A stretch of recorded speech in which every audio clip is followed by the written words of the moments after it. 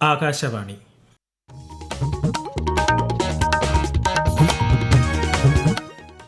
നമസ്കാരം. പ്രത്യേക വാർത്താ ബുള്ളറ്റിൻ വായിക്കുന്നത് ഹരിഷ്ണ.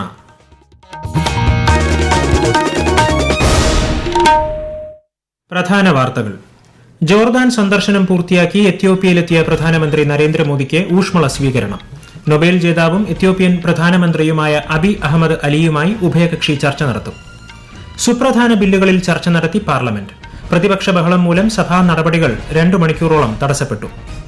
സംസ്ഥാനത്ത് SIR-മായി ബന്ധപ്പെട്ട് ഡിജിറ്റൈസ് ചെയ്ത ഫോമുകളുടെ എണ്ണം 99.93% കടന്നതായി മുഖ്യ തെരഞ്ഞെടുപ്പ് ഓഫീസർ. ഇന്ത്യൻ നാവികസേനയുടെ ആദ്യ ഡൈവിംഗ് സപ്പോർട്ട് കപ്പൽ കൊച്ചിയിലെ നാവിക ആസ്ഥാനത്ത് കമ്മീഷൻ ചെയ്തു.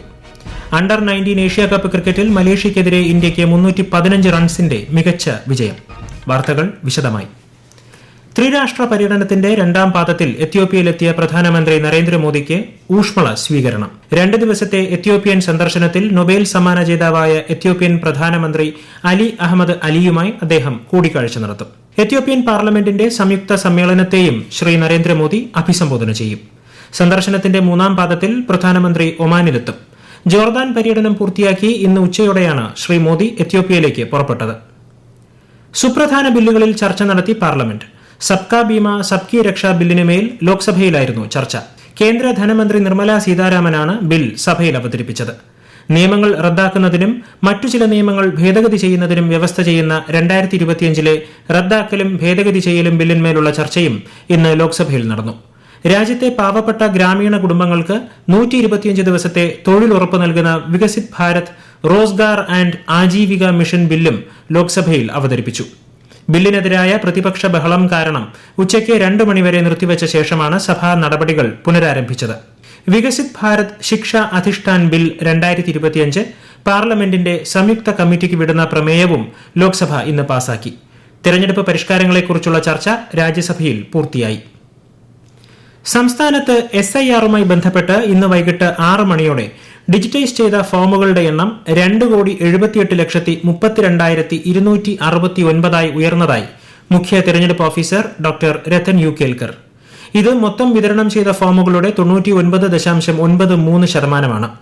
25,08,267 ഫോമുകൾ തിരിച്ചെത്താനുണ്ടെന്നും അദ്ദേഹം പറഞ്ഞു.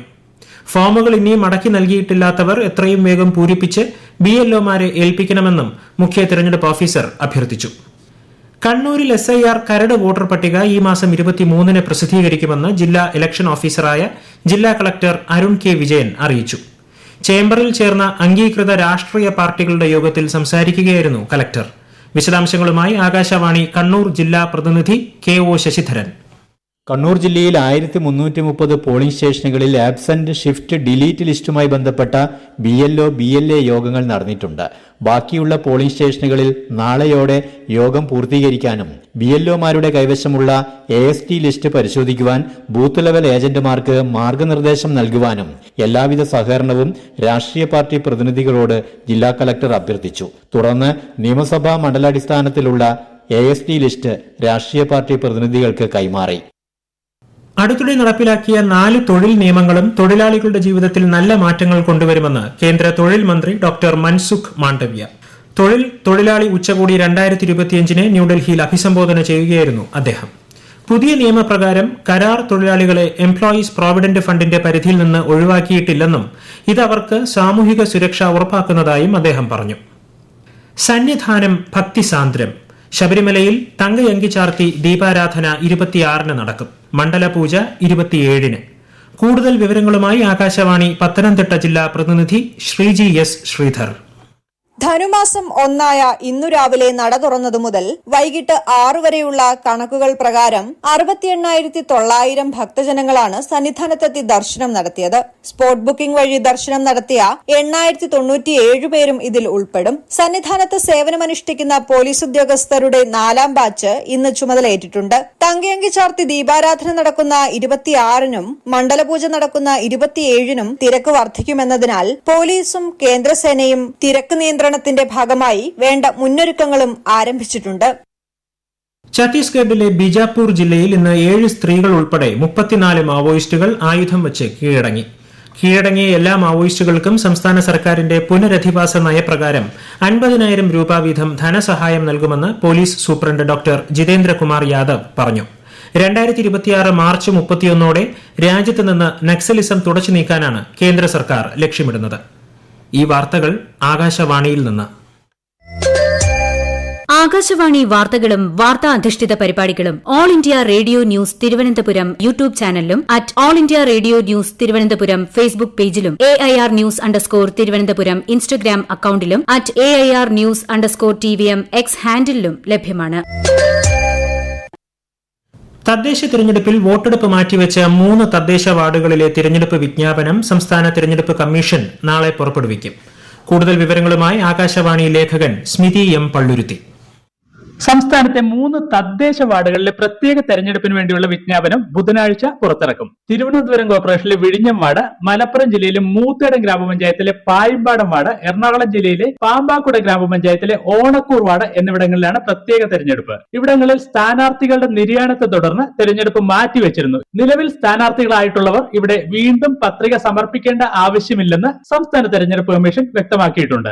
ഈ വാർഡുകളിൽ തിരഞ്ഞെടുപ്പ് പ്രക്രിയ പൂർത്തിയാകുന്നതുവരെ മാതൃകാ പെരുമാറ്റച്ചട്ടം നിലവിലുണ്ടാകുമെന്നും കമ്മീഷൻ വ്യക്തമാക്കിയിട്ടുണ്ട്. അണ്ടർ 19 ഏഷ്യ കപ്പ് ക്രിക്കറ്റിൽ മലേഷ്യക്കെതിരെ ഇന്ത്യയ്ക്ക് 315 റൺസിന്റെ കൂറ്റൻ ജയം. ഇന്ത്യ ഉയർത്തിയ 408 റൺ പിന്തുടർന്ന മലേഷ്യയുടെ ബാറ്റിംഗ് 32.1 ഓവറിൽ 93 റൺസിന് അവസാനിച്ചു. ടോസ് നഷ്ടപ്പെട്ട് ആദ്യം ബാറ്റ് ചെയ്ത ഇന്ത്യ നിശ്ചിത ഓവറിൽ 7 വിക്കറ്റ് നഷ്ടത്തിൽ 408 റൺസ് എടുത്തു. അഭിഗ്യാൻ അഭിഷേക് കുണ്ടുവിന്റെ ഇരട്ട സെഞ്ചുറിയുടെ മികവിലാണ് ഇന്ത്യയുടെ സ്കോർ 400 കടന്നത്. ഇന്ത്യൻ നാവികസേനയുടെ 5 ഡൈവിംഗ് സപ്പോർട്ട് കപ്പലുകളിൽ ആദ്യത്തേതായ DSC A-20 കൊച്ചിയിലെ നാവിക ആസ്ഥാനത്ത് കമ്മീഷൻ ചെയ്തു. ദക്ഷിണ നാവിക കമാൻഡിലെ flag officer commanding in chief vice admiral Sameer Saxena ചടങ്ങിൽ അധ്യക്ഷത വഹിച്ചു. അത്യാധുനിക ഡൈവിംഗ് ഉപകരണങ്ങൾ ഘടിപ്പിച്ചിരിക്കുന്ന ഈ കപ്പൽ അണ്ടർ വാട്ടർ അറ്റകുറ്റപ്പണികൾക്കും പരിശോധനകൾക്കും ഹാർബർ ക്ലിയറൻസുകൾക്കും തീരദേശ ജലത്തിലെ നിർണായക ഡൈവിംഗ് ദൌത്യങ്ങൾക്കും നിർണായക പങ്കുവഹിക്കും. വയനാട് മേപ്പാടി കള്ളാടി ആനക്കാംപൊയി തുരങ്കപാതയ്ക്ക് എതിരായ ഹർജി ഹൈക്കോടതി തള്ളിയതായി മന്ത്രി PA മുഹമ്മദ് റിയാസ്. തുരങ്കപാത നിർമ്മാണവുമായി സംസ്ഥാന സർക്കാരിന് മുന്നോട്ടു പോകാമെന്ന് കോടതി വ്യക്തമാക്കിയതായി മന്ത്രി അറിയിച്ചു. ഹർജി തള്ളിയതോടെ വയനാട്ടുകാരുടെ സ്വപ്ന പദ്ധതി സഫലമാകും. കോഴിക്കോട് നിന്ന് വയനാട്ടിലേക്കുള്ള യാത്രയ്ക്ക് വലിയ സമയലാഭം സൃഷ്ടിക്കുന്ന പദ്ധതിയാണ് വയനാട് തുരങ്കപാത. കൂടുതൽ വിവരങ്ങളുമായി ആകാശവാണി വയനാട് ജില്ലാ പ്രതിനിധി അരുൺ വിൻസെന്റ്. വയനാട്, കോഴിക്കോട് ജില്ലകളെ ബന്ധിപ്പിക്കുന്ന കള്ളാടി, മേപ്പാടി, ആനക്കാംപൊയിൽ തുരങ്കപാത നിർമ്മാണം തടയണമെന്നാവശ്യപ്പെട്ട് പ്രകൃതി സംരക്ഷണ സമിതി സുപ്രീം കോടതിയിൽ നൽകിയ ഹർജിയാണ് തള്ളിയത്.